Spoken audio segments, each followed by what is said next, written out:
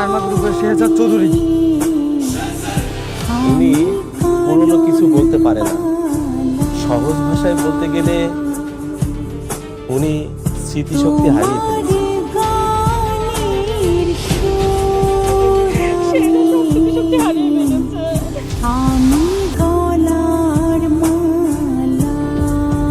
যেহেতু আমরা সবকিছু জেনে গিয়েছি, আমাকে প্ল্যান দিতে যেতে হবে না। আমি আমার ছেলেদের সাথে থেকে গোপনে ট্রিটমেন্ট চালাবো। যেভাবে আমার ছেলেদেরকে আমি সুস্থ করে ছাড়বো। আমি সব স্মৃতি ফিরিয়ে আনবো, আবার আনতেই হবে।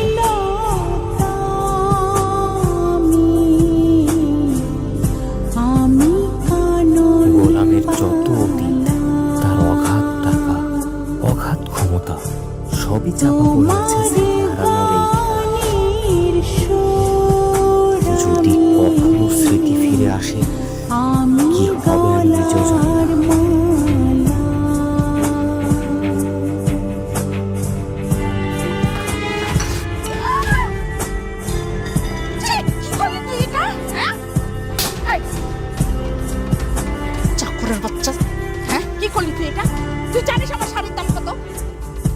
সরি আম্মা, আমি ইচ্ছা করে ফালাইনি, আমি হুজুর খেয়ে বেড়ে গেছি, আমার মাফ করে দেন না।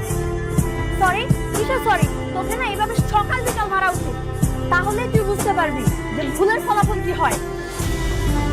ওরা এত দামি শাড়ি, এখন এটা কি মন চাচ্ছে স্যান্ডেল না করে দাঁড়া। আপনি ওর সাথে এমন ব্যবহার করছেন কেন? কি করেছো? কি করেছে দেখ, আমার এত দামি শাড়ি তার উপর চা ফেলে দিয়েছে। তো কি হয়েছে? এই ছোট্ট একটা ভুলের জন্য আপনি ওর সাথে এমন করবেন?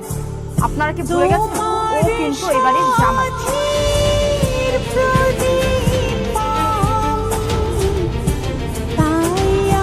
আজ ওর গায়ে হাত তুলেছেন, আমি কিচ্ছু বললাম না, কিন্তু নেক্সট টাইম ওর গায়ে আবার হাত তুলে আমি কিন্তু ছাড়বো না।